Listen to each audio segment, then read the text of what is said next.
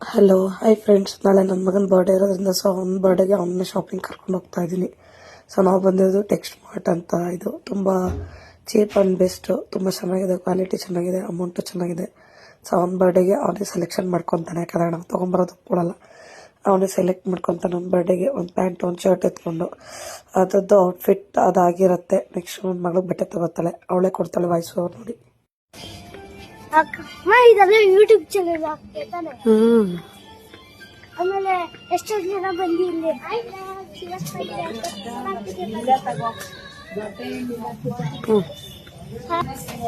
Friends, ಇವತ್ತು ಬಂದು ನಾವು ಟೆಕ್ಸ್ಟ್ ಮಾರ್ಟ್ಗೆ ಬಂದಿದ್ದೀವಿ. ಇಲ್ಲಿ ಬಂದು ನಾವು ಬಟ್ಟೆ ತಗೊಳಕ್ ಬಂದಿದ್ದೀವಿ. ನಮ್ಮ ಸಂಬಂಧ ನಾಳೆ ಬರ್ತಡೇ ಇದೆ, ಅದಕ್ಕೆ ಇವತ್ತು ನಾವು ಬಟ್ಟೆ ತಗೊಳ್ಳೋದಂತ ಬಟ್ಟೆ ಪರ್ಚೇಸ್ ಮಾಡಾಯ್ತು. ಇವಾಗ ಮೇಲೆ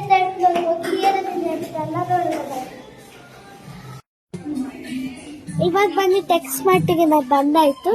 ನನ್ ಕಡೆ ತಿರುಗಿಸ್ಬೇಡ. ಇವತ್ತು ಬಂದು ನಾವು ಟೆಕ್ಸ್ಟ್ ಮಾರ್ಟ್ ಶೂ ಕಲೆಕ್ಷನ್ ಬಂದಿದ್ದೀವಿ. ಯಾವ ತರ ಎಲ್ಲ ಇದೆ ತೋರಿಸ್ಕೊಡ್ತೀವಿ ಬನ್ನಿ.